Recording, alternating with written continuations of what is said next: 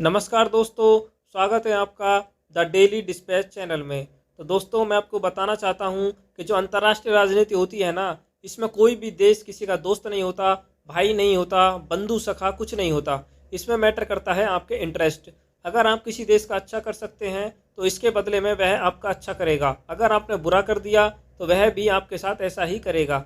अब बात करते हैं भारत और कतर के बीच में एक ऐतिहासिक एलएनजी गैस डील होने वाली है।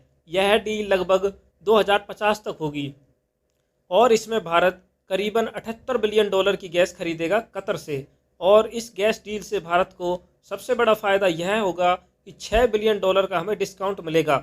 यानी कि जो गैस होगी उस पर करीबन 50,000 करोड़ रुपए का डिस्काउंट कतर हमें देगा।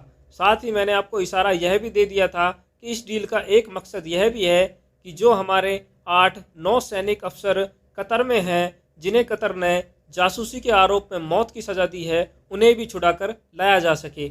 और आपको अच्छे से याद होगा कि 1 महीना पहले जब यह खबर बस बाहर ही आई थी, डील नहीं हुई थी, तभी कतर ने जो 8 नौसैनिक अफसर हमारे वहाँ कैद थे, उनकी मौत की सज़ा पर रोक लगा दी थी। ये एक बड़ी जीत थी।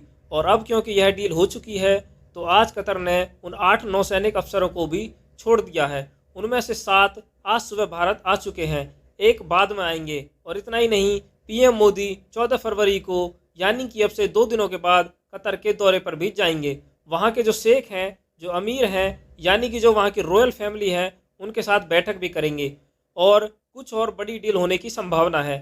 यानी कि इस एक एलएनजी डील से भारत ने अपने नौसैनिक अफसर भी वापस ले लिए। इसके अलावा 8 नौसैनिक अफसरों को सुरक्षित भारत वापस लाया जा चुका है। और सबसे खास बात, कतर जो कि एक एंटी इंडिया कंट्री हुआ करता था, मतलब कि इनके संबंध भारत के साथ अच्छे नहीं थे, यह बहुत क्लोज थे पाकिस्तान से। इन्हें एक ही झटके में भारत के पाले में लाया जा चुका है। यानी कि ये भारतीय गठबंधन का हिस्सा है अब। और यह खबर ना सिर्फ पाकिस्तान बल्कि चीन के लिए भी एक करारा झटका है, क्योंकि कतर एक ऐसा देश था जो चीन और पाकिस्तान के एलाई के तौर पर काम किया करता था। एक तरीके से पाकिस्तान का तो एजेंट कह लीजिए अरब मुल्क में।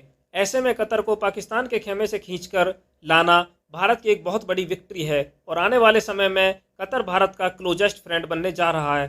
भारत और कतर के बीच में ऐतिहासिक सौदे होंगे, इस बात को आप लिख कर रख लीजिए।